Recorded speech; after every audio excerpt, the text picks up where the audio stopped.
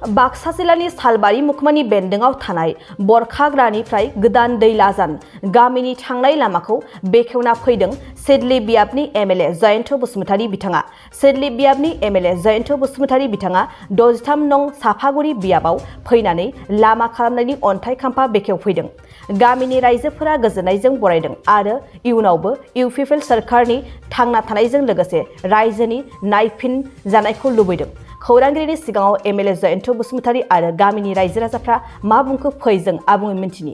गिबियावनो आसाम सरकारनि जे बोसोरसे बाबेननाय बे बुब्लियाव आङो सरकारनि जानानै गासै आसामनि रायजो राजा आरो बिटिआरनि रायजो राजाफोरनिसिम जोंनि गोसो गोरबोनि गोजोन हामलायनाय जासिदों आरो थांनाय बोसोरसेयाव रायजो राजाफ्रा जे सरकारखौ मदद खालामबाय बिनि थाखाय आङो खेबसेबाव आंनि गोरबोनि गोजोननायखौ फोरमायदों।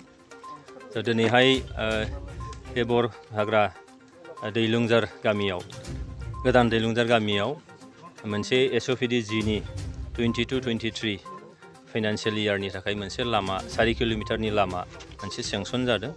दा दिनै बेखौ अन्थाइ खाम्फा बेखेवनाय दा बेयाव फैनानै आङो जोबोद गोजोननाय मोनदों। मानोना थांनाय सिगांनि सरकार हाग्रामा महिलारि दैदेननाय सरकारनि 17 बोसोराव बे गामिनि माबा मोनसे जौगानाय बेबायदि हाबाफारिनि जेबो नुनो मोनाखै होननानै बिथांमोनहा फोरमायदों।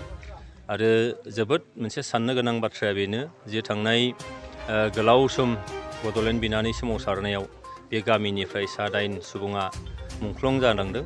बे मुंख्लंफोरखौ जोङो प्रतिदान होनो हायाखैमोन। मुंख्लंफोरनि जिउ बावनायनि गुबै थांखिया बेनोमोन जे जोंनि बर'फोर बा बे ओनसोलाव थानाय जाथि जनगोष्ठीफ्रा सरकारि आसनिफोरनि गेजेरजों मोनसे सुबिदा मोननांगौ, बे सुबिदाखौ मोननो हायाखैमोन। लामाया जाहैबाय जोंनि रांखान्थि जौगानाय इक'नमिक डेभेलपमेन्टनि थाखाय मोनसे गोनांथार मोनसे बिथिं बियो। बे लामाया जुदि थिग नङाब्ला जोंनि आबाद मावनाय थांनाय फैनाय हान्था मेला जोंनि फरायसाफोर बिथांमोनहा फरायसालियाव थांनाय जाय फरायसाफ्रा जोंनि जाथिनि इयुन हादोरनि इयुन बिथांमोनाव गोबां मोनसे हेम्पार निस्सय फैदोंमोन। दा दिनैहाय प्रमद बर' दैदेननाय जोंनि बिटिआर सरकारा दिनै बे गामियाव 4 किल'मिटार सिसि ब्लकनि मोनसे लामा बेयाव सेंसन खालामनानै होबाय।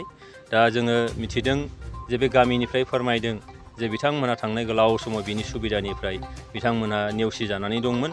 दिनै बिथांमोना जोबोद गोजोननाय मोनदों आरो जोंबो दिनैहाय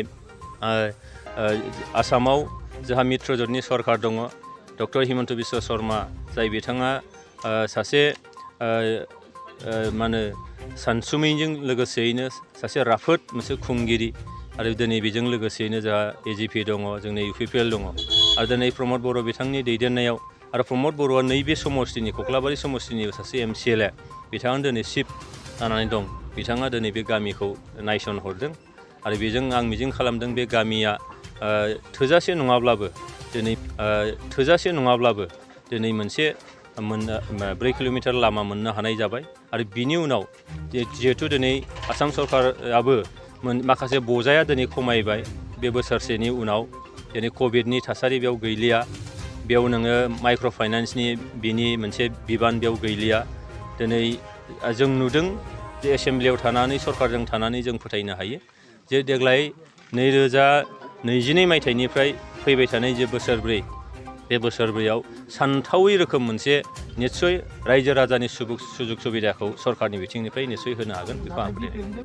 बरहाग्रा रिभिनिउ भिलेज गोदान दैलाजान गामिनिफ्राय माने दिनैनि बे हाबाफारियाव फैनानै बिथां माने एम.एल.ए जयन्त बसुमतारी सारजों लोगोसेयै इउपिपिएलनि लोगो आफादगिरि बिथां रंजालु बसुमतारी बिथांमोननिसिम साबायखर बावदों आरो लोगोसेयै दिनैनि जि माने जोंनि रायजोनि जेनोखि हास्थायनाय रायजोआ एफाग्राब बोसोर नेनाय दंमोन, जोंनि लामा सामाया जेबो जायाखै।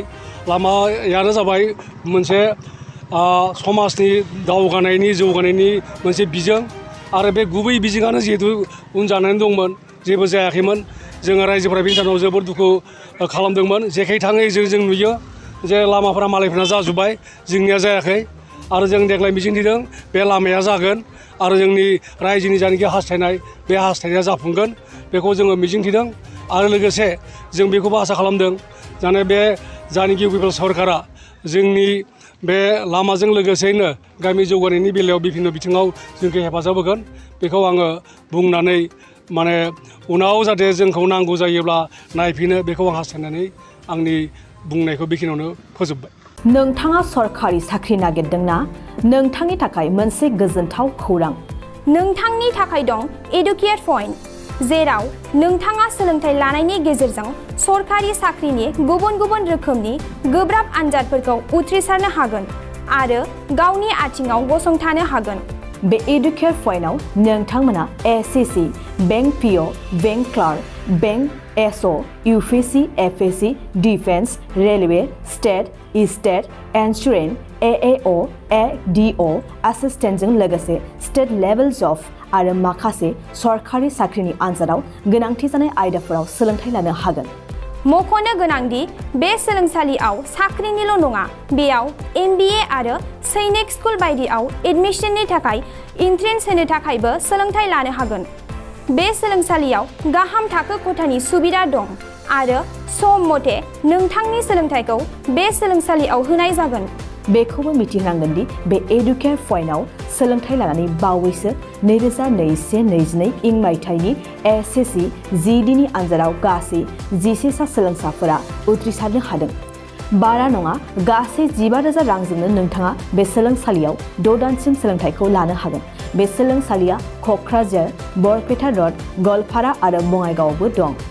क'क्राझाराव सोलोंथाइ लानो गोसो गुदुं जानाय सुबुंफोरा 700-226-133 9101-536360 700-226-133 9101536360